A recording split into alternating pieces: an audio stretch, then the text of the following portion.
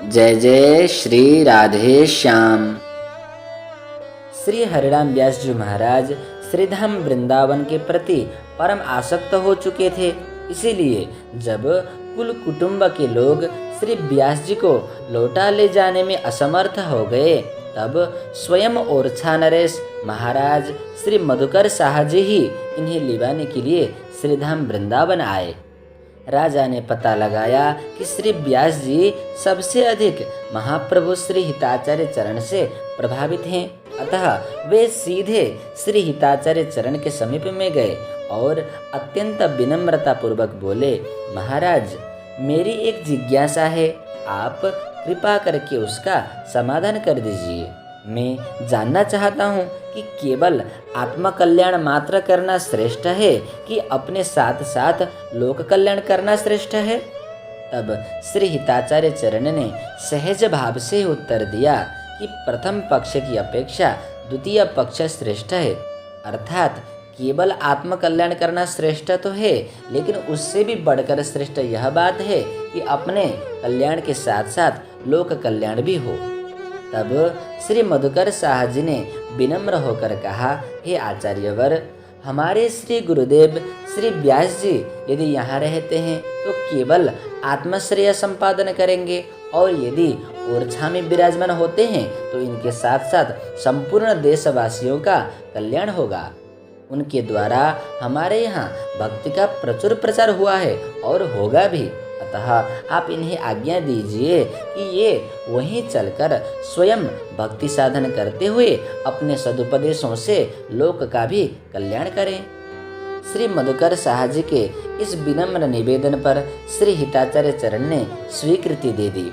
श्री व्यास जी महाराज उस समय कहीं अन्यत्र थे। एक संत श्री मधुकर शाह जी एवं श्री हितहरिवंश चंद्र जी महाराज की वार्ता को सुन रहे थे। उन्होंने श्री व्यास जी महाराज से जाकर कह दिया कि राजा ने श्री हिताचार्य चरण को राजी कर लिया है, अब वे आपको राजा के साथ ओरछा जाने की आज्ञा देंगे। श्री हरिराम व्यास जी विचार में पड़ गए कि यदि श्री गुरुदेव जी की आज्ञा होगी तो उसे मानना ही पड़ेगा, मुझे वृंदावन छोड़कर बाहर जाना पड़ेगा। बस इतने से ही श्री हरिराम व्यास जी को श्रीधाम वृंदावन का वियोग व्याप गया।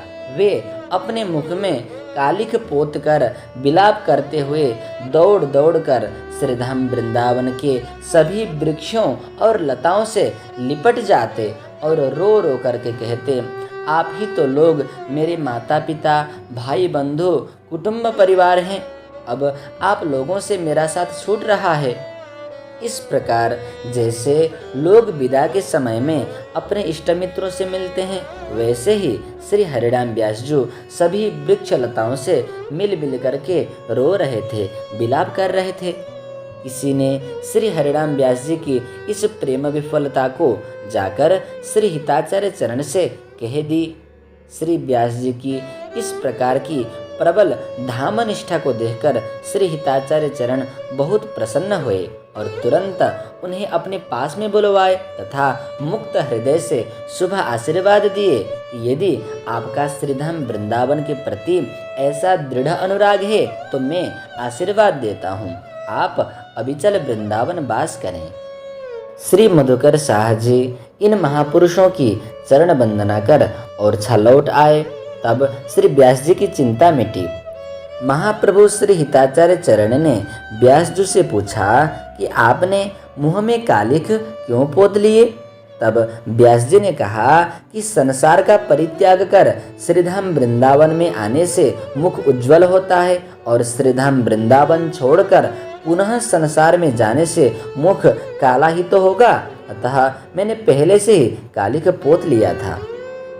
तत्पश्चात जब यह निश्चय हो गया कि श्री व्यास जी अब लौटकर ओरछा नहीं आएंगे, तब व्यास जी की पत्नी, 3 पुत्र और 1 पुत्री, यह पूरा परिवार घर की यथासंभव सब संपत्ति लेकर श्रीधाम वृंदावन चला आया।